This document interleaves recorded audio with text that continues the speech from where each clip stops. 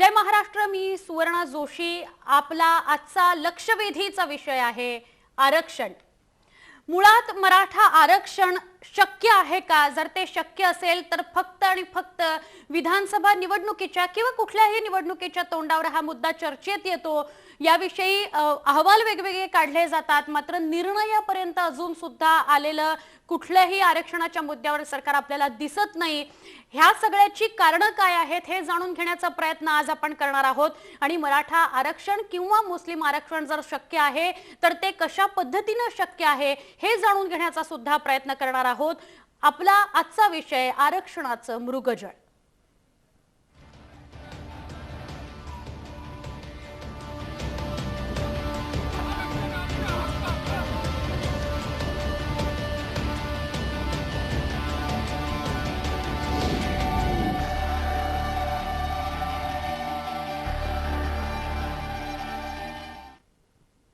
मराठा समाजाला 20% आरक्षण देण्याची शिफारस आरक्षण समितीचे अध्यक्ष नारायण राणे यांनी केल्यानंतर 21 जून रोजी याबाबतचा निर्णय जाहीर केला जाईल असं त्यांनी स्पष्ट केलं होतं। पण आता 21 तारीख उलटून गेली आहे तरी मराठा आरक्षणाबाबत निर्णय झाला नसल्याने सरकार संभ्रमात आहे की निवडणुकीपूर्वी मतदारांना आरक्षणाचं मृगजळ दाखवलं जात आहे असा प्रश्न निर्माण झालाय।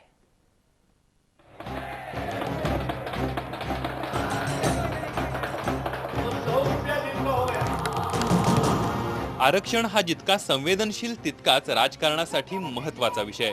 आतापर्यंत आरक्षणाचा वापर राजकारणासाठी केला गेलाय हे सत्य नाकारता येणार नाही। काही पक्ष आणि अनेक संघटना विशिष्ट जातीच्या आरक्षणाच्या पायावर उभे आहेत। काही वर्षांपासून मराठा आरक्षणाच्या मुद्द्याने केवळ राजकारणच नाही तर समाजकारणही ढवळून काढलंय आणि आता त्यापाठोपाठ मुस्लिम आरक्षणाचीही बाबत चर्चा झाली होती। त्यावेळी पदवीधर मतदारसंघाची आचारसंहिता संपल्यावर 21 जूनला नारायण राणे समिती आरक्षणाबाबत अहवाल देईल असं खुद्द नारायण राणे यांनी स्पष्ट केलं होतं। त्यामुळे राज्य सरकारमध्येच आरक्षणाबाबत एकवाक्यता नसल्यानं स्पष्ट उत्तराबाबत टाळाटाळ होते का असा प्रश्न पडतो। भारतीय घटनेच्या 16(4) प्रमाणे मागासलेल्या आयोगाकडे जाऊनच जायला पाहिजे, नाहीतर कोर्ट फेटाळे। आचारसंहिता संपली काय तोपर्यंत मागासलेल्या आयोगाकडे जाऊन हा अहवाल येईल आणि त्या क्षणी कोणत्याही प्रकारे जूनच्या अगोदर हा निर्णय घेतला जाईल। आरक्षण देण्यावर सरकारमध्ये संभ्रमावस्था असताना सामाजिक न्याय खात्यानं 8 ते 12% मराठा आरक्षण देता येईल आणि 4.5% मुस्लिम आरक्षण देता येईल असा प्रस्ताव ठेवल्याची सूत्रांची माहिती आहे। पण यावर नेत्यांनी मौन पाळलंय। असं असलं तरी मराठा आरक्षण देण्याची सरकारची मानसिकता नसल्याचा आरोप होतोय। अन्यथा मुस्लिम आरक्षणाचा मुद्दा आलाच नसता याकडे लक्ष वेधलं जात आहे। दरम्यान उद्या राज्य मंत्रिमंडळाच्या बैठकीत आरक्षणाच्या मुद्द्यावर चर्चा होईल असं सांगण्यात येत आहे। पण मराठा आणि मुस्लिम आरक्षणाच्या मुद्द्यावर आता राष्ट्रीय पातळीवरील नेत्यांच्याही प्रतिक्रिया उमटतायत। राज्यघटनेनं धर्माच्या आधारावर आरक्षणाची तरतूद नसतानाही विधानसभा निवडणुकीसाठी हा मुद्दा चर्चेत आणला जातोय अशी प्रतिक्रिया उमटतीये। और देश के मुसलमानों को और विशेष करके महाराष्ट्र के मुसलमानों को रुझाने का ये अपने आप में एक बार फिर से मुसलमानों के साथ उनके हितों के साथ खिलवाड़ है। ये चुनावी राजनीति है और मैं समझता हूं कि ऐसा कदम जो मुसलमानों को फिर से एक बार अलग थलग करने के लिए और मुसलमानों के साथ फिर एक बड़ा धोखा, भारतीय जनता पार्टी इसे कतई स्वीकार नहीं करेगी। यूपीए की ये नीति रही है कि जो अक़लियतें हैं, जो कम गिनती वाले लोग हैं, उनको राष्ट्र की मुख्यधारा में जोड़ा जाए, जो अल्पसंख्यक हैं। और इसलिए अगर महाराष्ट्र सरकार ऐसे किसी प्रस्ताव के ऊपर विचार कर रही है तो उसके पीछे क्या मंशा है या उसके पीछे क्या उनकी सोच है, उसकी बेहतर जानकारी महाराष्ट्र सरकार दे पाएगी। We are not for giving reservation on the basis of religion. On the basis of religion, reservation is given on the basis of social discrimination. म्हणजेच आरक्षण देण्यासाठी प्रयत्नशील आहोत असं दाखवायचं आणि आरक्षणाबाबत नुसत्या चर्चा करायच्या पण निर्णय काहीच नाही। विधानसभा निवडणुकीसाठी पुन्हा आरक्षणाचं कार्ड काढलं गेलंय का आणि आता हे कार्ड चालेल का हा चर्चेचा मुद्दा आहे। ब्युरो रिपोर्ट, जय महाराष्ट्र, मुंबई।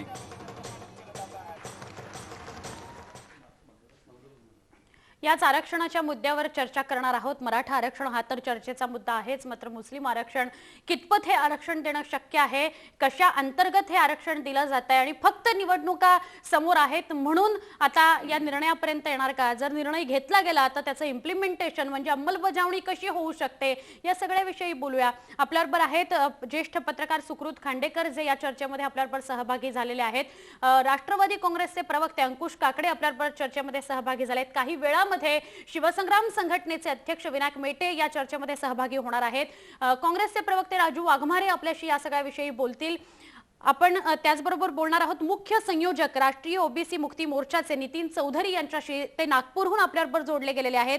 आणि बाबा कुलकर्णी भाजपचे नेते, आपण या सगळ्यांशी या सगळ्या विषयावर चर्चा करणार आहोत. माझा पहिला प्रश्न बाबा कुलकर्णी आपल्यापासूनच मी सुरुवात करते. आपण मला सांगाल की मराठा आरक्षण म्हणजे मराठ्यांना आरक्षण मिळावं या संदर्भात भाजपची भूमिका काय आहे? भारतीय जनता पक्षाची स्पष्ट भूमिका आहे. मला थोडंसं दुःख वाटतंय की उद्या त्याबाबत मंत्रिमंडळामध्ये निर्णय होणार, चर्चा होणार आहे आणि माझे स्वर्गीय नेते गोपीनाथराव मुंडे जर का असते आणि जर का उद्या निर्णय होईल तर सगळ्यात जास्त आनंद स्वर्गीय गोपीनाथरावांना झाला असता. विनायकराव मेटेंचं मी अभिनंदन करेन उद्या जर का निर्णय झाला तर. पण विनायकराव माझं बोलणं ऐकत असतील तर विनायकराव तुमचं अभिनंदन आहे की तुम्ही त्याग आणि तपश्चर्या केलीत आणि त्याचं फळ उद्या आपल्यासमोर दिसणार आहे.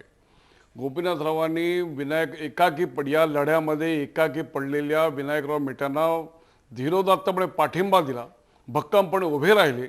आणि मला असं वाटतं की काँग्रेस गेम करते नेहमीप्रमाणे की निवडणुकीच्या तोंडावरती मधाचं बोट लावायचं आणि मताची बेगमी करायची, आरक्षणाचं बोर्ड लावायचं आणि मतांची बेगमी करायचा, हा काँग्रेसचा जुना खेळ सुरू झालेला आहे असं मला वाटतं. म्हणजे मुस्लिम आरक्षण असू दे किंवा मराठा आरक्षण असू दे, काँग्रेस हा फार वाईट आणि क्रूर खेळ खेळतोय समाजाशी असं मला वाटतं. नक्की. मी अंकुश काकडे आणि राजू वाघमारे आपल्या दोघांशी बोलते. मला आधी अंकुश काकडे आपण सांगाल, आपल्यासोबत होते विनायक मेटे, इतके वर्ष मराठा आरक्षणासाठी संघर्ष त्यांनी केला, मात्र उत्तर काहीच मिळत नाही काँग्रेस राष्ट्रवादीकडनं, म्हणून त्यांनी शेवटी महायुतीची वाट धरली. आता मात्र विधानसभा निवडणूक तोंडावर आहे तेव्हा ह्या निर्णयाबाबत चर्चा होतीये. अंकुश काकडे, समाजाला आरक्षण द्यावं या पद्धतीची मागणी 1991 पासून सातत्याने चालू आहे. जरूर आमचे विनायकराव मेटे त्या संदर्भामध्ये आग्रही होते. सातत्याने ती मागणी विधानमंडळामध्ये असेल, पक्षाच्या पातळीवरती असेल किंवा सार्वजनिक ठिकाणी असेल, त्यांनी ती आग्रहाने मांडली. एक गोष्ट निश्चित आहे की या ठिकाणी मराठा समाजाला आरक्षण देण्याच्या बाबतीमध्ये आघाडी सरकारमध्ये एकमत आहे, त्या बाबतीमध्ये तत्वता हे मान्य देखील केलेलं आहे. परंतु हे आरक्षण देत असताना घटनेने घालून दिलेले जे काही निकष आहेत त्या निकषाच्या अधीन राहून हे आरक्षण दिलं गेलं पाहिजे. जर त्यामध्ये काही त्रुटी राहिल्या तर त्याचा फटका कोर्टामध्ये आपल्याला बसू शकतो आणि त्याच्यामध्ये कोर्ट काहीतरी वेगळे निर्णय देऊ शकतो. त्यामुळे अशी परिस्थिती येऊ नये म्हणून कायदेतज्ञांचं अतिशय जवळून मत घेऊन त्यांच्याकडनं सर्व गोष्टींची व्यवस्थित माहिती करून हे आरक्षण देण्याच्या संदर्भामध्ये कायदा केला पाहिजे, अशा प्रकारची परिस्थिती आहे. आपल्या सर्वांना माहिती आहे की घटनेमध्ये 51% जास्त आरक्षण देऊ नये अशी परिस्थिती आहे. आज तेच आरक्षण तिथपर्यंत गेलेलं आहे. त्यामुळे मराठा समाजाला किंवा मुस्लिम समाजाला आरक्षण देत असताना घटनेची पायमल्ली होणार नाही. न्यायालयामध्ये तो प्रश्न त्या ठिकाणी त्याला कोणी आव्हान दिलं तर ते टिकणार नाही. अशा पद्धतीने ते देण्याचा प्रयत्न आघाडी सरकार करते. जरूर एक गोष्ट मात्र मान्य करावी लागेल की हा निर्णय व्हायला विलंब होतोय, पण त्या विलंब पाठीमागची ही कारणं देखील आपण समजून घेतली पाहिजे. पण मी आपल्याला निश्चित सांगू इच्छितो की हे निवडणुकीपूर्वीचं मृगजळ नाही. आघाडी सरकार निर्णयापर्यंत आलेलं आहे. नारायण राणेंनी तर सांगितलं होतं की विधिमंडळामध्ये पदवीधरांची शिक्षक मतदारसंघाची आचारसंहिता संपल्यानंतर या बाबतीमध्ये तातडीने निर्णय होईल. आज या दोन्ही मतदारसंघाचे उद्या सकाळपर्यंत निर्णय लागतील आणि पुढच्या 5-7 दिवसामध्ये या बाबतीमध्ये राज्य सरकार ठोस निर्णय घेईल अशा प्रकारची परिस्थिती निर्माण झालेली आहे. नक्की मी आपलाच मुद्दा घेऊन राजू वाघमारे यांच्याकडे जाते. बाबा कुलकर्णी, मी आपल्याकडे सुद्धा येते. राजू वाघमारे, काँग्रेस गेम करते निवडणुकीच्या तोंडावर असं भाजपचं म्हणणं आहे. आपण यावर काय सांगाल? कारण इतके वर्ष या संदर्भातल्या चर्चा होत होत्या, मात्र निर्णय काहीच होत नव्हते. सरकार आपलं होतं, केंद्रात सुद्धा राज्यात सुद्धा.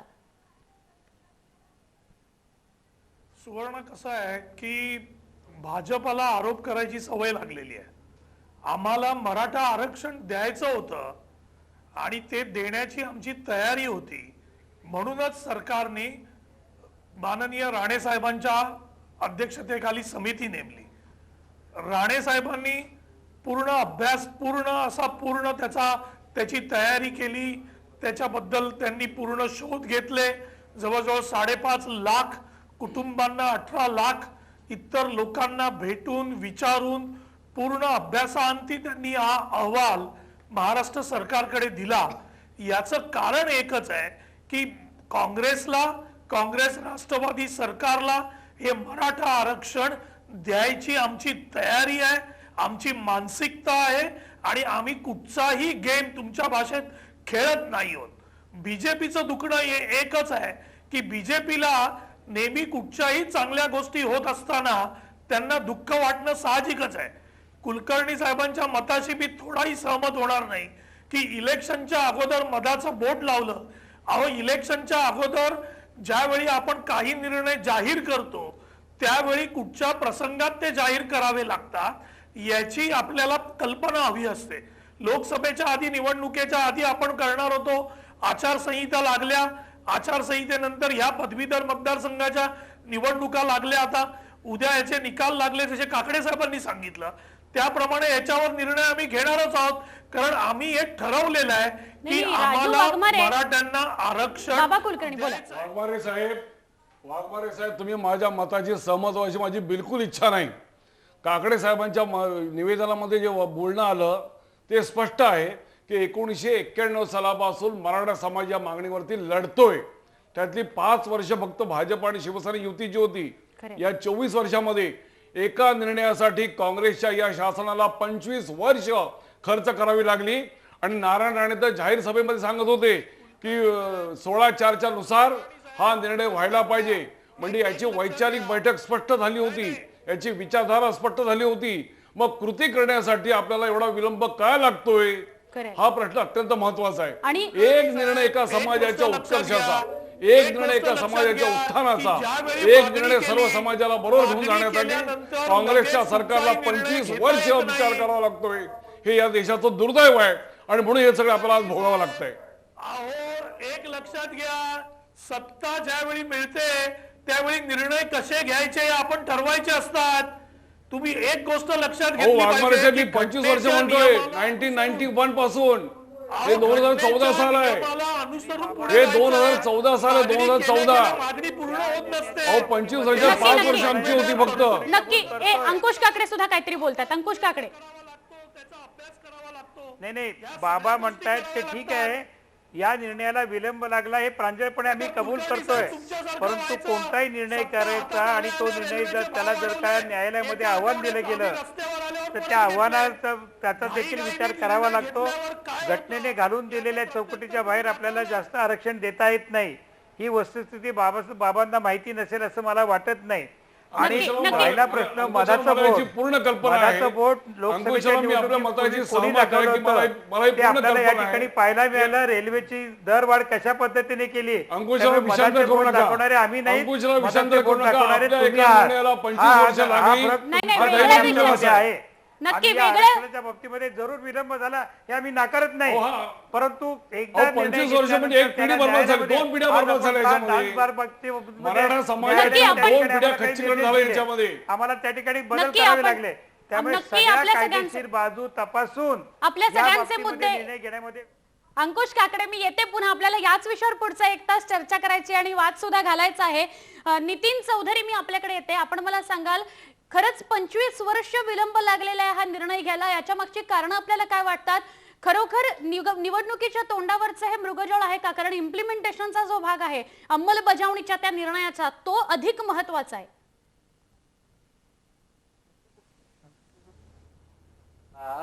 कुठलाही निर्णय घेताना भावनेच्या आधारावर तो निर्णय घेता येत नाही.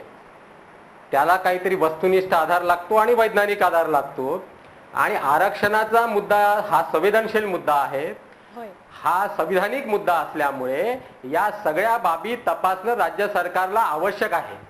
आता प्रश्न असा आहे की एखादा पक्ष म्हणतो की एखाद्या समाजाला आरक्षण द्या आणि म्हणजे खरं म्हणजे गोची अशी आहे की महाराष्ट्रामध्ये सगळेच पक्ष असं म्हणत आहेत की मराठा समाजाला आरक्षण दिलं पाहिजे. असं असताना गेली कित्येक वर्ष झाले मराठा समाजाला आरक्षणाचं हे जे काही चर्चा सुरू आहे तो त्याच्यावर अंतिम निर्णय होत नाही. याचं कारणच असं आहे की राज्य सरकारला या संबंधानं निर्णय घेताना मला असं वाटतं की एकंदरीत तर संविधानिक अडचणी येत असाव्यात आणि याच्याशिवाय काही माननीय सर्वोच्च न्यायालयाचे काही निर्देश आहेत याच्या सुद्धा अडचणी येत असाव्या. म्हणून कदाचित हे सगळं निर्णय थांबला असावा. अन्यथा खरं म्हणजे सत्तेवर सगळे सातत्यानं गेल्या कैक वर्षापासून मराठा मुख्यमंत्री राहिलेले आहेत, मराठा मंत्री आहेत, पक्षाचे विधानसभेचे अध्यक्ष, विधान परिषदेचे अध्यक्ष, सगळीकडे मराठा सत्ता असताना मराठा समाजाला आरक्षण मिळत नाही. याचं कारण काय आहे? याचं कारण असं आहे की कदाचित संविधानाच्या तरतुदी या सगळ्या प्रक्रियेच्या विरोधात असाव्या किंवा त्या चौकटीमध्ये आरक्षण बसत नसावं म्हणून कदाचित ते आरक्षण दिले नाही. आणि म्हणून हे जी काही चर्चा आहे सत्ता पक्षाला त्याच्यामध्ये कदाचित मराठा समाजाला काही आश्वासनाची नांगी देऊन भावनात्मक मुद्दा करून त्यांना आपल्याकडे वळवायचा काही इरादा असावा आणि विरोधी पक्षांना एक मुद्दा मिळाला की सरकार लागू करत नाही म्हणून त्याच्या विरोधाचा मुद्दा करून परत मराठा समाजाला आपल्याकडे वळवण्याचा एक त्यांच्यासाठी मुद्दा मिळाला. पण मुद्दा असा आहे की सगळेच मराठा समाजाच्या आरक्षणाच्या समर्थनात आहे आणि मग मराठा समाजाला आरक्षण मिळत का नाही आहे या हेच खरं म्हणजे आश्चर्याची गोष्ट आहे असं आम्हाला वाटतं. मी तुमचा हाच प्रश्न सुकृत सरांना विचारते. सुकृत सर, कळीचा मुद्दा त्यांनी उपस्थित केलेला आहे की सगळे पक्ष समर्थनात आहेत की मराठ्यांना आरक्षण मिळालं पाहिजे, मात्र ते होताना दिसत नाही, निर्णय झालेला दिसत नाही. याचं विश्लेषण आपण करू शकाल? एक यांनी मगाशी बरोबर सांगितलं की राज्यामध्ये सुरुवातीपासून मुख्यमंत्री बघितले तर अक्षरशः एक 2-5 मुख्यमंत्री सोडले ना, म्हणजे वसंतराव नाईक, सुधाकरराव नाईक, सुशील कुमार शिंदे असे अगदी बोटावर मोडण्या इतके मुख्यमंत्री सोडले किंवा मनोहर जोशी ब्राह्मण असे सोडले तर बाकी सगळे मुख्यमंत्री या राज्याचे मराठा झालेले आहेत. आजचं उदाहरण घ्या ना, आजचा मुख्यमंत्री मराठा आहे, आजचा उपमुख्यमंत्री मराठा आहे, शरद पवार नॅशनलिस्ट काँग्रेसचे अध्यक्ष मराठा आहेत, त्यांचा प्रदेशाध्यक्ष मराठा आहे. राज्याची सर्व जी महत्त्वाची खाती आहेत, उद्योग असेल, कृषी असेल, सहकार असेल, ग्रामीण विकास असेल, सर्व मराठा मंत्री आहेत. आज राज्यामध्ये जे काही 38-39 मंत्री आहेत त्यातले 3/4 मंत्री हे मराठा आहेत. आणि हे आजचं नाही आहे, हे महाराष्ट्राच्या स्थापनेपासून सगळं चाललेलं आहे. तरी यांना मराठा समाजातली गरिबी दिसली नाही. हे तर 25 वर्षाचं म्हणतायत. मी महाराष्ट्राच्या स्थापनेपासून मी उल्लेख करतो. यांना आपला समाज वाढवायला कोणी हात बांधलेले होते का? आज त्याने आरक्षण हा काही कायमचा उपाय आहे? उलट मराठा समाजाला तुम्ही मागासवर्गीय आहात हे आरक्षण घ्या आणि याच्यावर काय भाजप काय शिवसेना काय आता हे सगळे एकत्र झालेले आहेत. कारण समोर विधानसभेची निवडणूक दिसतीये. काँग्रेस आणि राष्ट्रवादींचा सपाटून लोकसभेत मार खाल्लेला आहे. काही करून या समाजाला 30-32% समाज आहे आपल्याकडे कसा आकर्षित करता येईल म्हणून आज जाहीर करतो, उद्या जाहीर करतो असं त्यांना लालूच दाखवतायत, गाजर दाखवतायत. म्हणजे जसं काही यांनी चंगच बांधलेला आहे मराठा समाजाला आरक्षण द्यायचा. आणि भाजप आणि शिवसेना त्यांच्या मागे असे फरफटत चाललेले आहेत की आमचा विरोध नाही. मराठा समाजाला आरक्षण द्यायला कोणी विरोध दर्शवला नाहीये. पण आरक्षण हा काही कायमचा उपाय आहे का? मराठा समाजाचा म्हणे का अभ्यास केला, अहवाल केला, इतक्या हजारो लोकांची पाहणी केली, एवढे गरीब आहेत. अरे काय इतर समाजात गरीब नाहीत? ब्राह्मणांमध्ये गरीब नाहीत? आता मुंबईचा पाठारे प्रमुख समाज आहे की ज्यांनी मुंबई घडवली त्याच्यामध्ये गरीब नाहीत? आर्थिक निकषावर तुम्ही का देत नाही? हे म्हणतील घटनेत तरतूद नाही. आता तुमच्याकडे सत्ता आहे, स्पष्ट बहुमत आहे, घटनेत तरतूद करता येते ना. पूर्वी EBC 1200च्या खाली जर का मुलांना सवलत दिली जात होती तर आता तशी सवलत तुम्ही जात पात धर्म न बघता जर जो गरीब आहे, आता दारिद्र्य रेषे खालच्या माणसाला जर का रेशनिंग स्वस्तात मिळतं तर इतर सवलती का मिळू नयेत? हे सगळं राजकारण चाललेलं आहे. केवळ विधानसभा निवडणूक समोर दिसतेय म्हणून मुस्लिम काय मराठा काय यांना आपल्याकडे आकर्षित करण्यासाठी ही सगळी रणनीती अवलंबली जात आहे. नक्की सगळ्यांना आकर्षित करण्यासाठी ही रणनीती आखली जाते असं सुकृत खांडेकर यांचं म्हणणं आहे. आपण एक छोटासा ब्रेक घेणार आहोत. ब्रेक नंतर आपल्याबरोबर या चर्चेमध्ये स्वतः विनायक मेटे सुद्धा सहभागी होत आहेत. एक ब्रेक घेऊन लगेच परतूया.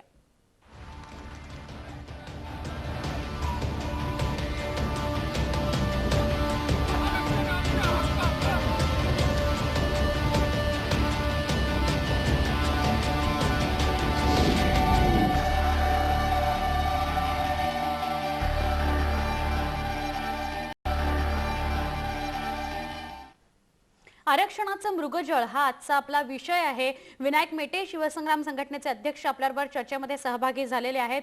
विनायक मेटे, आपलं स्वागत या चर्चेमध्ये. आपण या विषयावर चर्चा करतोय आणि या विषयावर चर्चा करताना सुकृत खांडेकर, अंकुश काकडे राष्ट्रवादीचे प्रवक्ते, राजू वाघमारे काँग्रेसचे प्रवक्ते, त्याचबरोबर नितीन चौधरी जे राष्ट्रीय ओबीसी मुक्ती मोर्चाचे मुख्य संयोजक आहेत आणि बाबा कुलकर्णी भाजपचे नेते असे सगळे चर्चेमध्ये सहभागी आहेत. विनायक मेटे, माझा प्रश्न पहिला आपल्यालाच आहे. काही वेळापूर्वी जी चर्चा सुरू झाली आहे त्यामध्ये काँग्रेस राष्ट्रवादीचं असं म्हणणं पडलं की काही कारणामुळे विलंब झाला मराठा आरक्षणाच्या संदर्भात निर्णय व्हायला, मात्र आता तो निर्णय होतो आहे आणि यामध्ये काही राजकारण नाहीये. आपल्याला असं वाटतं, सहमत आहात आपण या प्रतिक्रियेशी?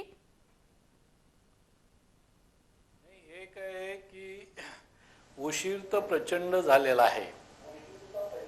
आज मराठा समाजाला आरक्षण मिळावं ही मागणी जवळपास 1981 पासून सुरू आहे. तेव्हापासून सातत्यानं आम्ही या मागणीकरता लढतोय, झगडतोय, संघर्ष करतोय, आंदोलन करतोय.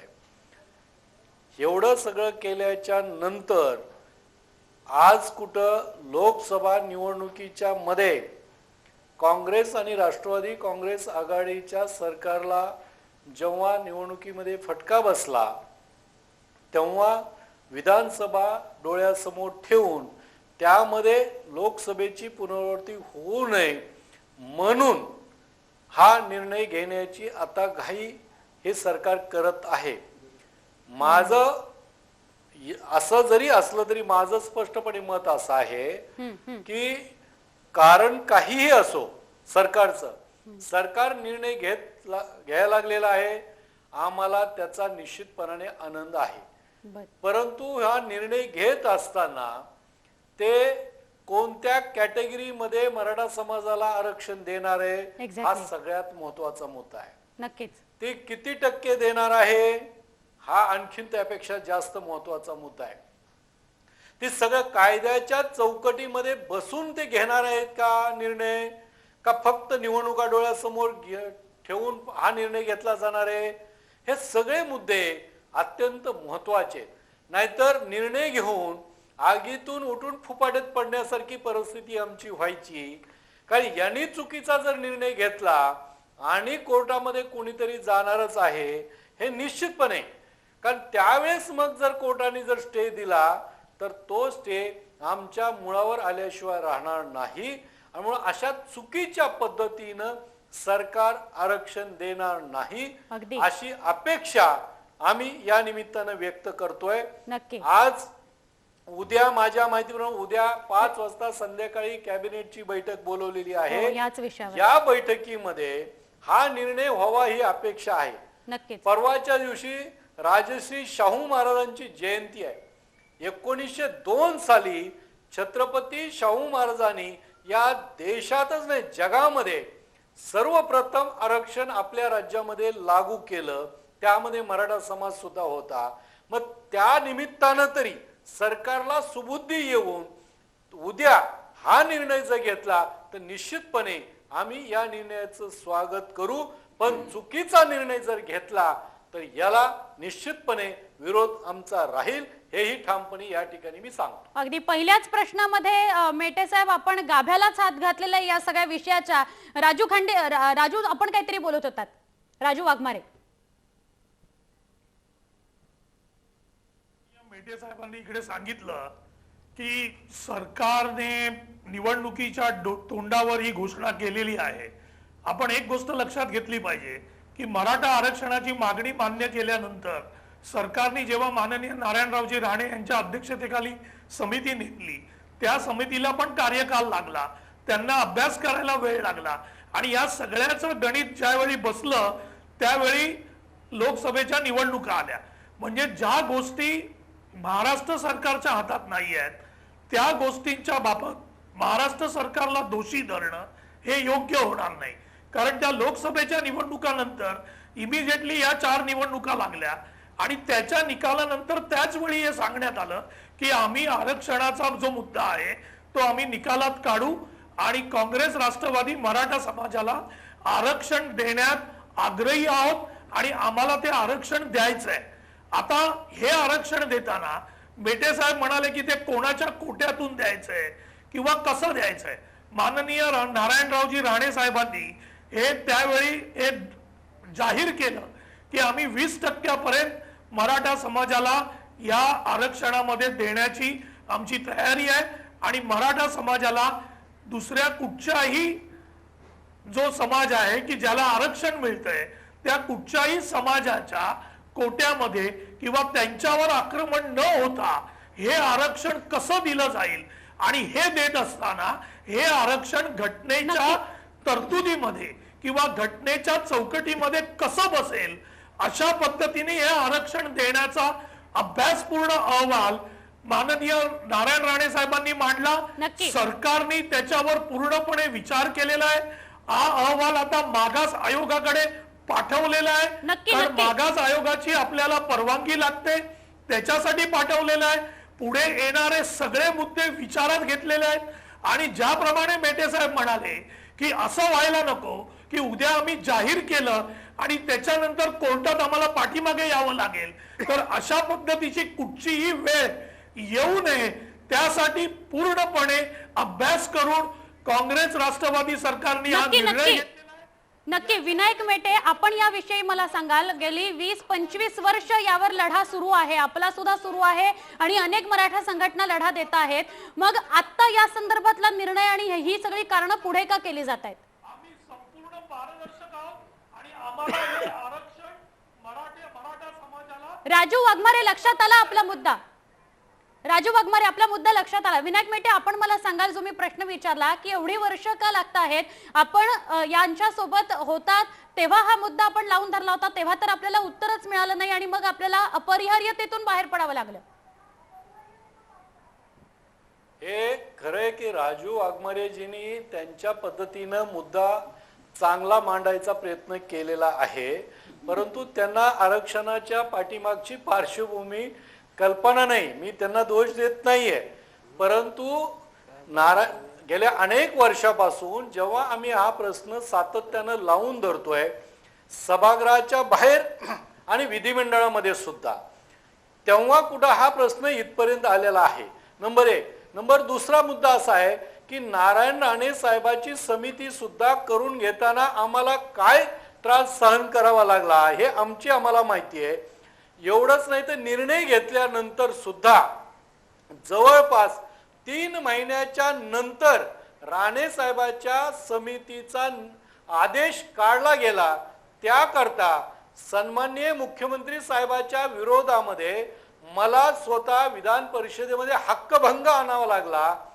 त्यानंतर तो आदेश निघाला गेला. निघाल्यानंतर 3 वेळेस त्याला मुदतवाढ दिली गेली. ती मुदतवाढीच्या मध्ये राणे साहेबांनी आणि त्यांच्या सहकार्यांनी चांगल्या पद्धतीचा अभ्यास करायचा प्रयत्न केला, अनेक गोष्टी मिळवायचा प्रयत्न केला.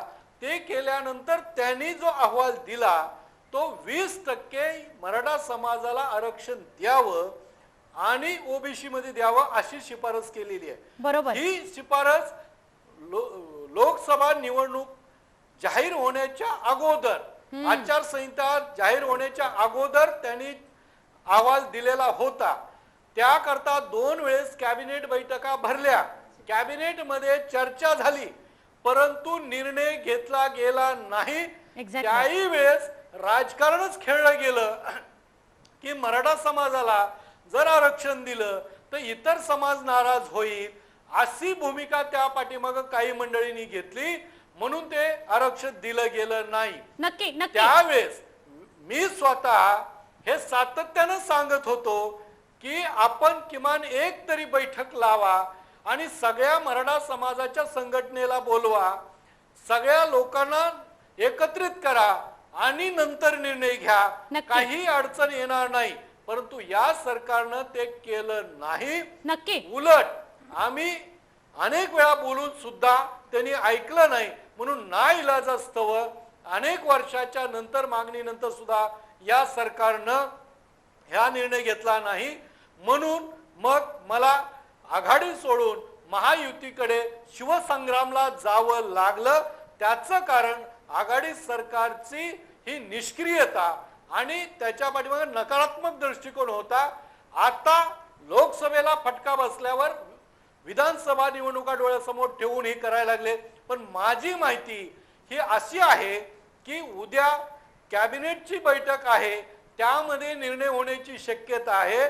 पण त्यामध्ये सुद्धा एक साधारण 8 ते 12%, साधारण 12% एक्झॅक्टली. मी हाच मुद्दा घेऊन अंकुश काकडे आपल्याकडे येते. माहिती जसं आता विनायक मेटे स्वतः म्हणाले, आमच्याकडेही अशीच माहिती आहे की सामाजिक न्याय खात्याने 8 ते 10% मराठा समाजाला आणि साधारणपणे 4.5% आसपास मुस्लिम समाजाला आरक्षण देता येईल अशा स्वरूपाचा प्रस्ताव ठेवलेला आहे. आपण याविषयी काय सांगाल? कारण 20% आरक्षण देणं मराठा समाजाला हे कितपत शक्य आहे? सुरुवातीलाच मी सुवर्ण विनायकराव मेटे आताच चर्चेमध्ये सहभागी झाले. होय विनायकराव, आपण चर्चेमध्ये सहभागी होण्यापूर्वीच मी आपला उल्लेख केला होता की मराठा संघटनांची मराठा समाजाला आरक्षण द्यावं या बाबतीमध्ये आग्रही मागणी होती आणि त्या आग्रही मागणीमध्ये आपला देखील फार मोठा सहभाग होता. मला या ठिकाणी नितीन चौधरींनी जो मुद्दा मांडला तो अतिशय महत्त्वाचा आणि योग्य वाटतो की त्यांनी स्पष्ट मान्य केलं की या ठिकाणी हे आरक्षण देत असताना घटनेच्या चौकटीमध्ये राहून आपल्याला दिले पाहिजे आणि त्यामुळे या ठिकाणी उशीर झाला. मेटे साहेब जे म्हणतात त्यांच्या मनामध्ये जी भीती आहे ती आता भीती मेटे साहेब आपण काढून टाका की असे फटके बसू नयेत किंवा न्यायालयामध्ये जर का कोणी गेलं ते जाणारच आहेत. तर त्या ठिकाणी त्या आव्हानाला सरकारला मागे होता येऊ नये.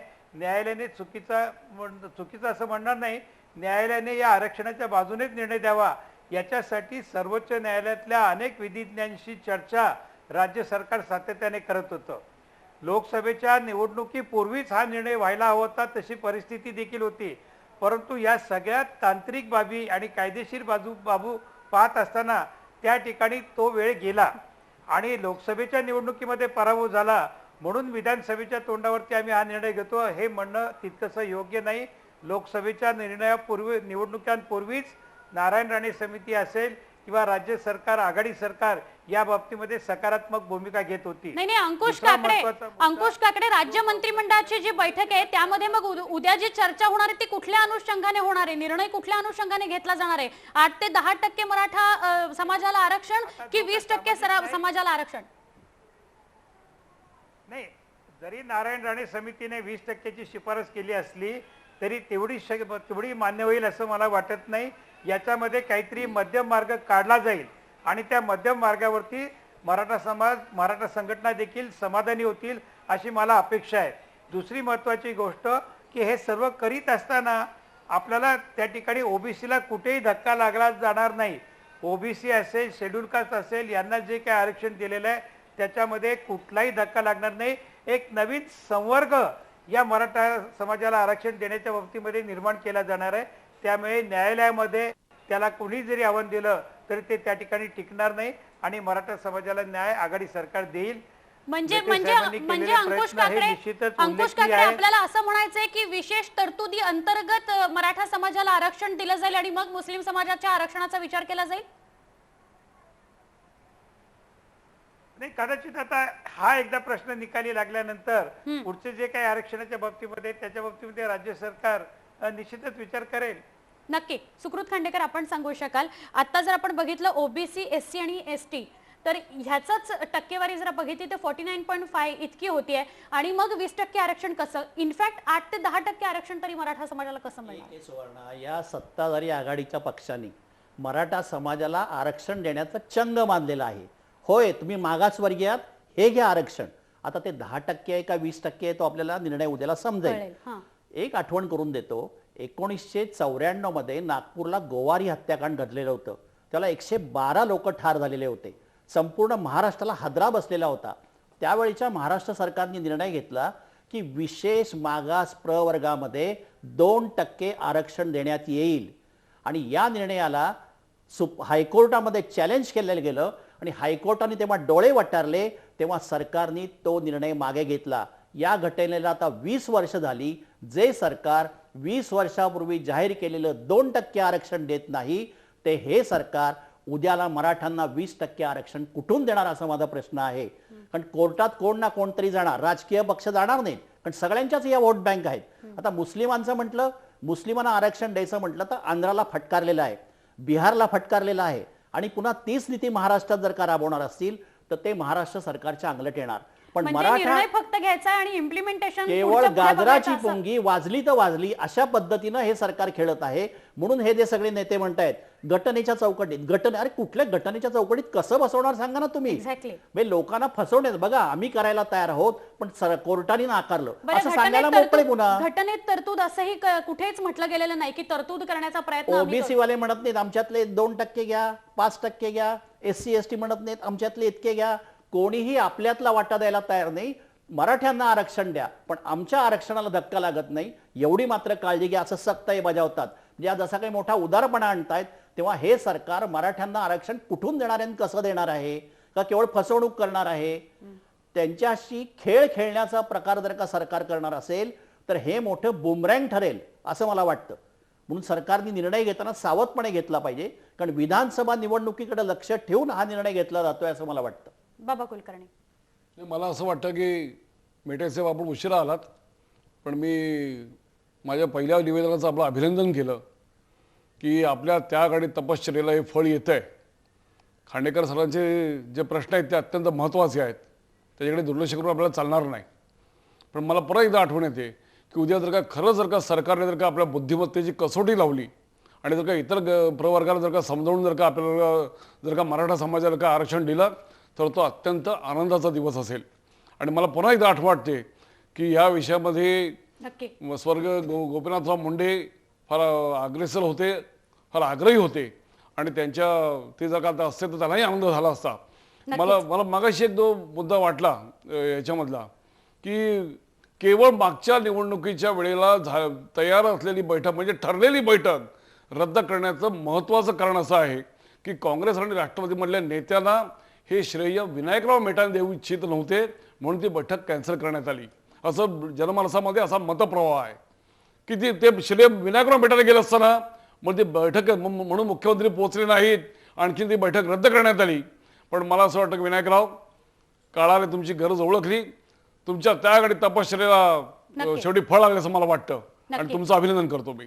नक्की किती टक्के आरक्षण मिळणार आहे याचा तर निर्णय उद्या होईल, मात्र त्यावर म्हणजे 20% थेट मिळणार नाही पण जितके टक्के मिळेल त्यावर समाधानी आहेत का मराठा संघटना आणि अर्थातच शिवसंग्राम संघटना सुद्धा, हे आपण जाणून घेऊया एका छोट्या ब्रेक नंतर.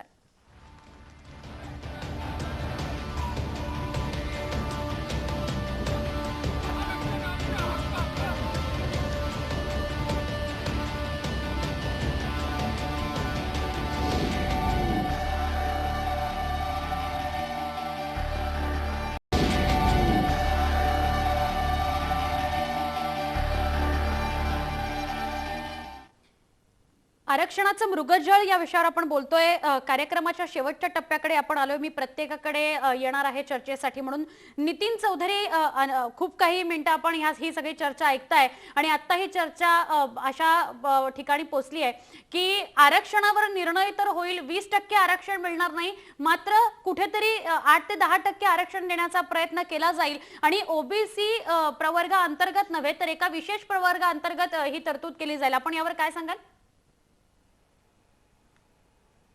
2-3 मुद्दे याच्यामध्ये येत आहेत. प्रामुख्यानं एक मुद्दा असा आहे की मराठा समाजाला आरक्षण देण्याच्या संदर्भामध्ये ज्या ज्या काही प्रक्रिया करायच्या आहेत त्या प्रक्रियेचा त्यांनी एक पूर्ण केलेला आहे. जसं याच्या पूर्वी न्यायमूर्ती बापट समितीचा आयोग असो, न्यायमूर्ती सराफ समितीचा आयोग असो आणि तो रद्द झाल्यानंतर किंवा तो स्वीकारला नाही त्याच्यामुळे मग नारायण राणे समितीची एक प्रक्रिया झाली. ही प्रक्रिया सुद्धा त्या राज्य मागासवर्ग आयोगासमोर तो जो काही अहवाल आहे तो सादर केल्यानंतर पूर्ण होणार आहे.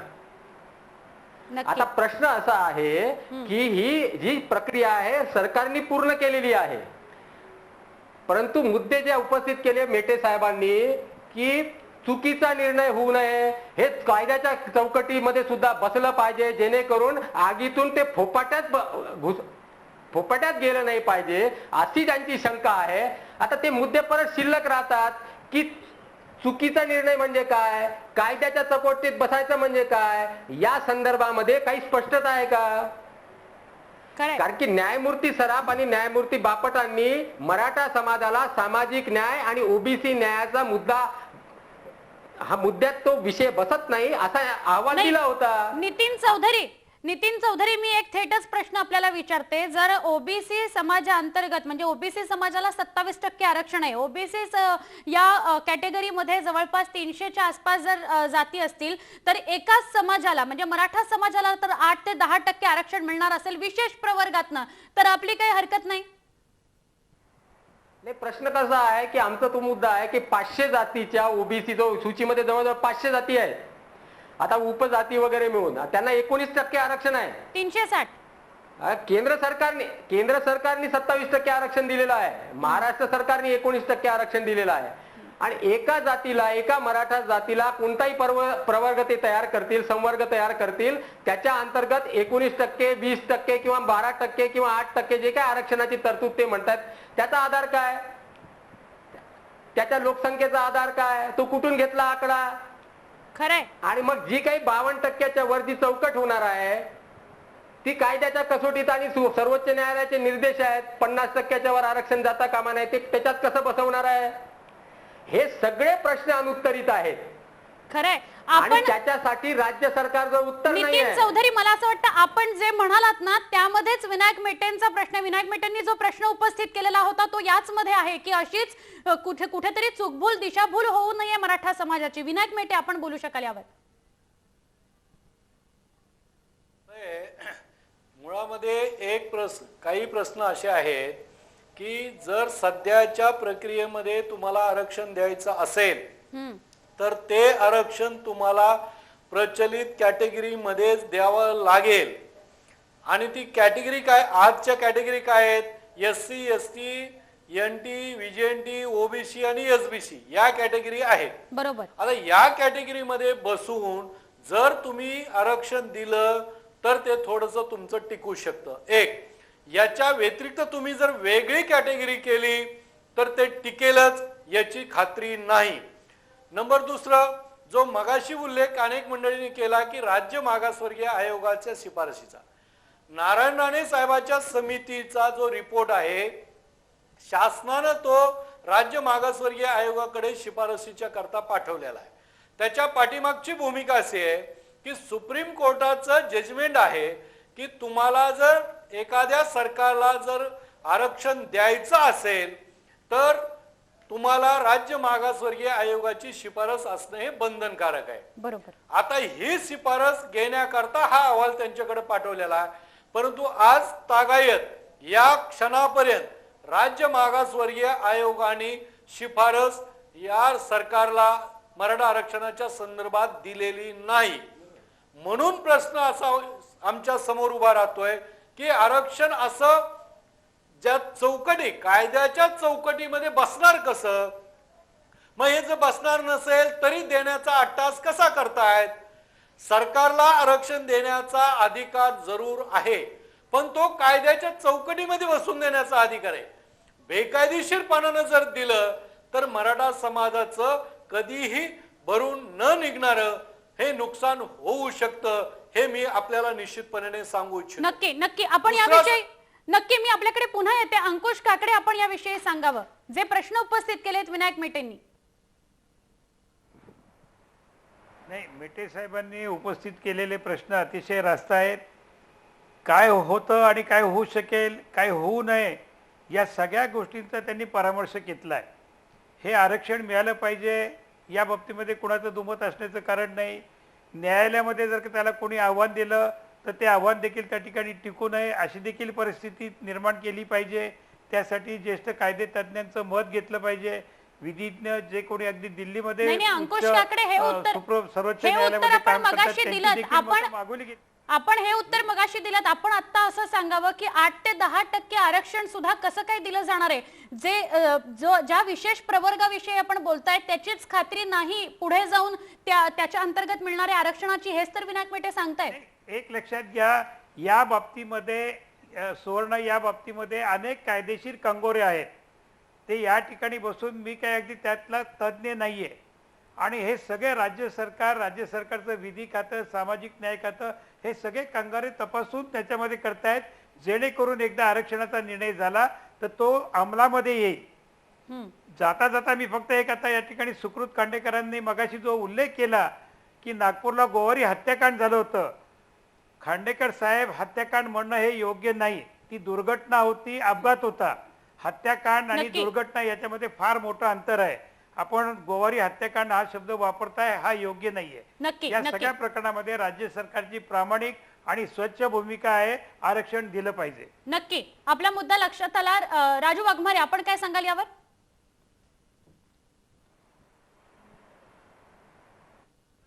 विनंती करायची आहे की काँग्रेस आणि राष्ट्रवादी सरकार यांना हे मराठा आरक्षण द्यायचंय आणि हे देण्यासाठी या सगळ्या गोष्टी करून आम्ही पुढे येतोय. तर त्याचा निर्णय होण्याच्या आधीच जर सर्वजण की हे होणार नाही किंवा होणारच नाही अशा पद्धतीची भूमिका घेऊन जर आपण बसत असू तर ते सर्वस्वी चुकीचं आहे. आज तामिळनाडूमध्ये सुद्धा नाही, उशिरा का होईना आपण या निर्णयापर्यंत येता याचं सगळे स्वागत करतायत. फक्त घाईघाईने निर्णय घेऊन दिशाभूल केली जाऊ नये आणि नंतर विधानसभा निवडणुकींच्या पुढे पश्चात्तापाला सामोरं लागू नये असा या सगळ्या चर्चेचा मुद्दा आहे. राजू वाघमारे, जर आरक्षण आलं तर ते 72% पर्यंत जाईल. होय, म्हणजे ही कुठेतरी तरतूद जी घटनेमध्ये आहे त्याच्या मार्गानेच आपण ही गोष्ट घेऊन पुढे जाऊ शकतो. त्याच्यामुळे आतापर्यंत जसे खांडेकर साहेब म्हणतात की हे झालेलंच नाही, तर हा मुद्दा चुकीचा आहे. हे झालेलं आहे. नाही राजू वाघमारे, सर्वांनी जर बीजेपी राजू वाघमारे मी याच मुद्द्यावर बोलते. बाबा कुलकर्णी, आपण सांगाल याचा कुठे घटनेमध्ये तरतूद झाली, ती करावी लागणार आहे, त्याच्याविषयी कोणीच बोललेलं नाही. त्याच्यामध्ये तुम्हाला तरतूद करावीच लागणार आहे. मी मेटे साहेबांच्या मताची सहमत आहे की मेटे साहेबांनी तो विचार मांडला की मागासवर्गीय आयोगाची शिफारस आल्याशिवाय आपल्याला काही करता येणार नाही आणि आजच्या घडीपर्यंत तुमच्याकडे मागासवर्गीय आयोगाची शिफारस आलेली नाही आणि तरी सर का तुम्ही टेंबा मिळवत असाल की आम्ही उद्या जाहीर करणार म्हणून तुम्ही जनतेची दिशाभूल करीत आहात. तुम्ही जनतेची दिशाभूल करीत आहात. मग मी माझा तो पहिला आरोप होता की तुम्ही मधाचं बोट निवडणुकीकरता उठाला लावताय आणि मतांची बेगबी करताय, हे याच्यातून स्पष्ट होतं. खरंय. मी शेवटचा प्रश्न घेऊन सुकृत खांडेकर आपल्याकडे येते. मग याला मृगजळ नाही म्हणायचं तर काय म्हणायचं आणि मग हाशील काय होणार यातनं सगळ्याच पक्षांना? या मराठा आरक्षण या विषयावरती या सरकारचा डमरू झालेला आहे. एक म्हणजे शरद पवार सांगतायत मराठा आरक्षणाचा निर्णय ताबडतोब घ्या. विनायक मेटे सांगतायत मराठा आरक्षण मिळालंच पाहिजे.